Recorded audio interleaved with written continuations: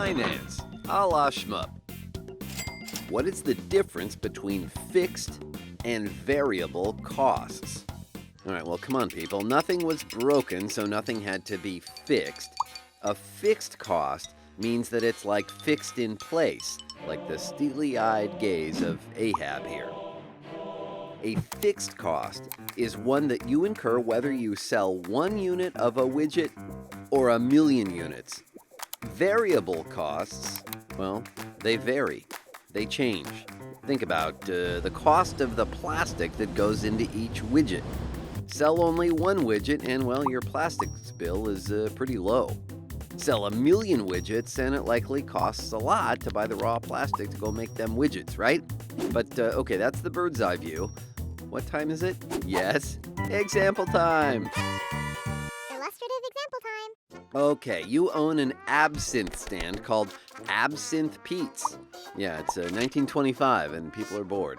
In order to sell the absinthe, you had to have an absinthe milking factory, which cost you $400 to build. It's 1925, so things are, cheaper and deadlier. All right, well, that $400 for the factory is a fixed cost. You have to spend it whether you sell 1 glass of absinthe or a zillion. Without the absinthe milker, you have nothing to sell. So you also have to pay $50 a month to rent the land on which that factory sits. That $50 rent is a fixed recurring cost. Your cost of rent doesn't change whether you sell 1 gallon of Gentleman Pete's Aged Reserve or 10,000 gallons of it. You still pay that $50 a month to rent the land. Fixed recurring cost. All right, so what's variable? Well, the absinthe itself costs you 2 cents a cup and you sell it for a nickel. The absinthe can be stored basically forever before it goes bad. It's poison, so what would you expect? That it'd go bad? What is bad poison? All right. Well, so the cost of producing the absinthe itself is variable. If you don't sell any in April, the cruelest month, then you have no variable cost of absinthe. Got it? That is, the cost of absinthe was 0 because you sold none. You just keep it in inventory for next month.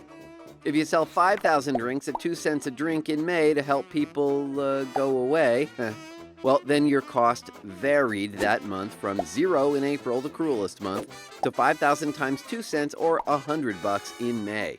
The cost of the absinthe itself is variable. And that's it.